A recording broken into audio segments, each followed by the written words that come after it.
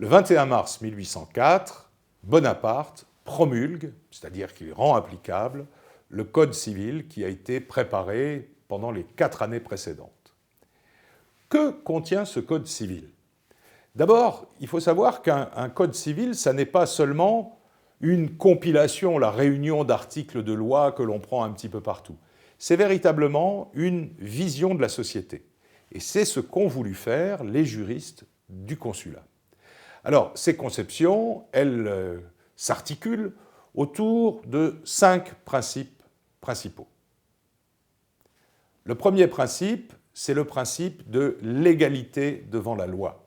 C'est un des grands succès, une des grandes victoires de la Révolution que d'avoir décrété l'égalité devant la loi, ce qui ne veut pas dire qu'il ne peut pas y avoir d'inégalité sociale, mais devant les tribunaux, vis-à-vis de leurs droits, tous les citoyens sont égaux. Deuxième principe, la hiérarchisation de la famille. La famille est pour Napoléon la cellule sociale de base. Elle doit donc être protégée et organisée. C'est ainsi que le Code civil place à la tête de la famille, au sommet de la pyramide familiale, le père, celui qu'on appelle le bon père de famille, qui a l'autorité sur ses enfants, évidemment, mais aussi à l'époque sur sa femme. Évidemment, ces principes-là ont été largement modifiés depuis. Troisième principe, c'est la défense du droit de propriété. Là aussi, on est dans une des grandes revendications de la Révolution. D'abord, que tout le monde puisse être, bien sûr, propriétaire, mais aussi que cette propriété soit défendue. Et la propriété est dite absolue par le Code civil, c'est-à-dire qu'elle ne peut pas être remise en cause, sauf pour des raisons d'utilité publique, et précise le texte, moyennant une juste et préalable indemnité. Le quatrième principe est un principe de liberté, mais non pas de liberté politique, évidemment, mais de liberté civile, c'est-à-dire la liberté de passer des accords avec autrui. C'est ce qu'on appelle la liberté des contrats. Elle est totalement libérée par le Code civil, avec une égalité des deux contractants. Évidemment, là aussi, le Code a été largement modifié depuis, et encore d'ailleurs tout récemment dans les années 2010, pour tout ce qui concernait ce droit des contrats. Cinquième et dernier principe, ce qu'on appelle la non-confessionnalité de l'État. On oublie que notre laïcité actuelle a été fondée par le Code civil de 1804 autour de cette notion de non-confessionnalité.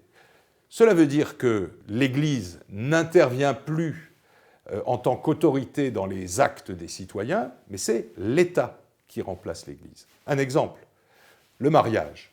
Le mariage doit d'abord être contracté à la mairie avant de passer devant le prêtre, le pasteur ou le rabbin. Sinon, ce mariage est nul. C'est bien la preuve que c'est l'État qui a pris le dessus sur l'Église en matière civile. On ne peut évidemment entrer dans tous les détails de ce qui avait été prévu par le Code civil de 1804 sur les héritages, sur le divorce, sur la façon de promulguer les lois, etc. Ce qui est important, c'est que ce Code civil était le fruit de la Révolution française. Et en ce sens, on ne peut pas dire que Napoléon Bonaparte a trahi la Révolution. Au contraire, il l'a coulé dans le bronze, si je puis dire, au travers de ce droit civil qui s'inspire très largement du droit révolutionnaire. Et puis, ce code a eu un succès, on peut dire, mondial. Il a d'abord évidemment été appliqué dans les départements annexés à l'Empire français, il a été mis en application dans les royaumes des frères de Napoléon, mais d'autres États européens s'en sont inspirés pour créer leur propre code. Et même au-delà. Le Canada, par exemple, s'enorgueillit aujourd'hui d'avoir un code inspiré par le code de Napoléon. Et il y a même eu au Japon un Premier ministre à la fin du XIXe siècle qui a voulu instaurer au Japon le code civil, une expérience qui a duré assez peu finalement.